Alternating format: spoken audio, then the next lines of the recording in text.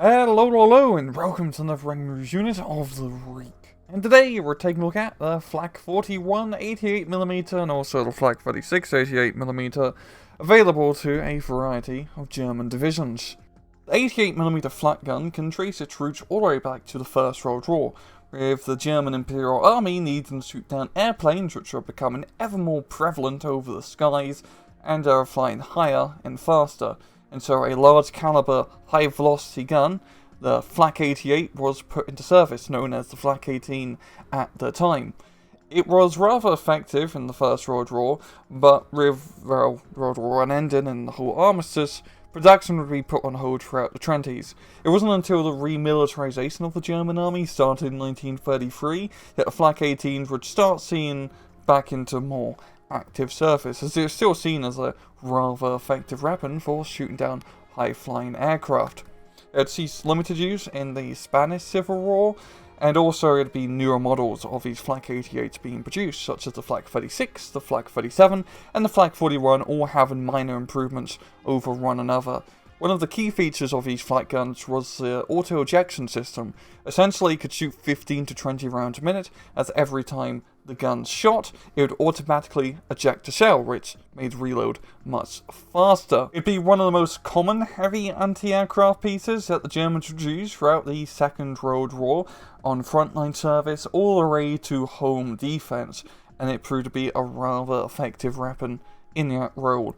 Now, of course, there's also the other way it was used, that being as an anti-tank gun, and that's a little bit more complex in how it actually turned into an anti-aircraft gun. I'm going to leave these two videos here from Military History Visualized if you want more information on that, but long story short, some people realize, hey, if we just point it down, it has pretty good armor penetration properties, and with tanks becoming more heavily armored, why not use this instead? Some major uses of the Flak 88 in ground support was during the early stages of Operation Barbarossa in 1941, with T-34 and KV tanks being a big match compared to the Panzer IIIs and Panzer 38Ts and Panzer IIs that the Germans were using. The Flak 88 proved to be rather good, as well as, rather iconically, North Africa by Rommel, where he had used anti-tank gun emplacements, including Flak 88s, to lay ambushes in British armoured columns and blow them up as they charged the German lines.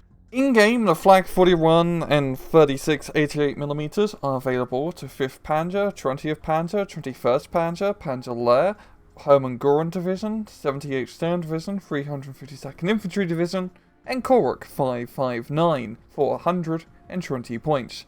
It has one rather big weapon. That weapon being the big 88mm gun. Both of them are exactly the same for the 36 and 41.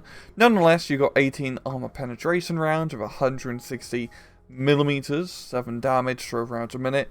It's a pretty good AT gun in that regard, especially with the 12 rounds a minute. That's pretty respectable for something of such high caliber.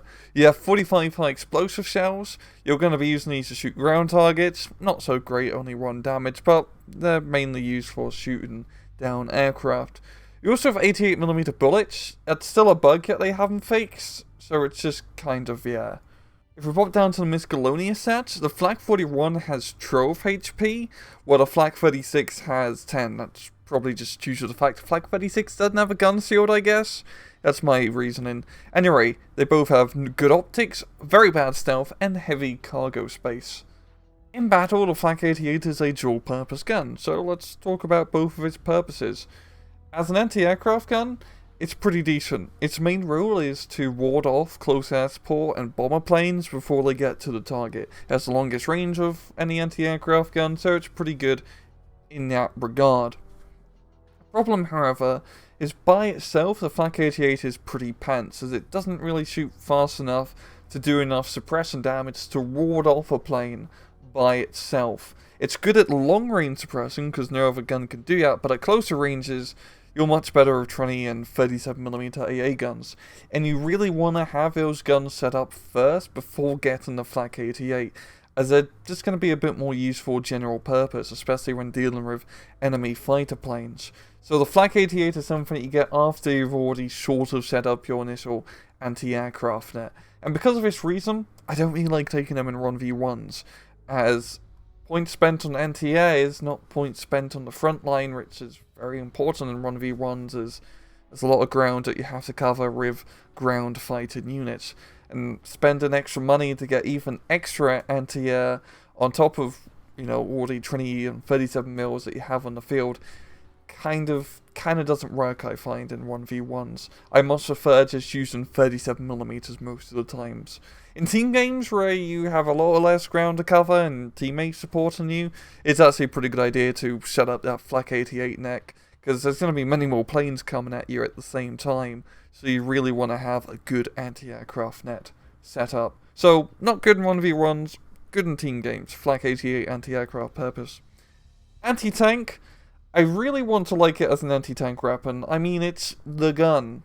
The bloody 88. Everyone knows it. But I don't really find it that good as an anti-tank gun.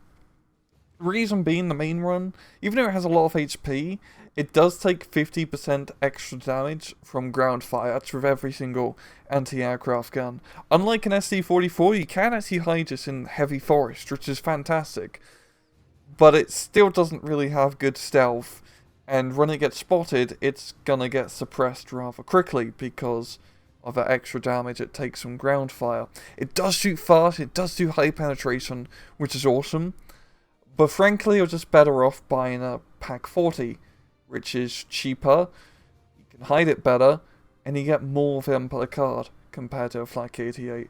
And it's okay, the Flak 88 does better regular AP damage compared to the Pak 40, but it's really not that big of a difference, and if we're talking about APCR cells, the Pak 40 does have that advantage with the penetration. The APCR cells, as we know, do not do that much damage on penetration, so there's less chance of making a tank go kaboom. Where a Flak 88, when it penetrates something, it's gonna go kaboom most of the time. So yeah, it's not really worth role as an anti-tank weapon in total. Honestly, the Flak 88, it's good, but it's not great. I don't take them a lot of the time, to be entirely honest, as I mainly play 1v1, so I just don't find it to work in that regard. But in team games and more spammy games, they can be pretty nice. I mean, it is also pretty cool to have an anti-aircraft gun that can, really hold its own when it, may get attacked by tanks coming head on. But if you're in that sort of position, you're probably not doing good to begin with. But yeah, that's a Flak 88. The big gun, the big boomer. And, well, I'm gonna leave it off at that. This has been another Rang Rouge Unit of the Week. I hope you guys enjoyed the video. And as usual, please just take it easy.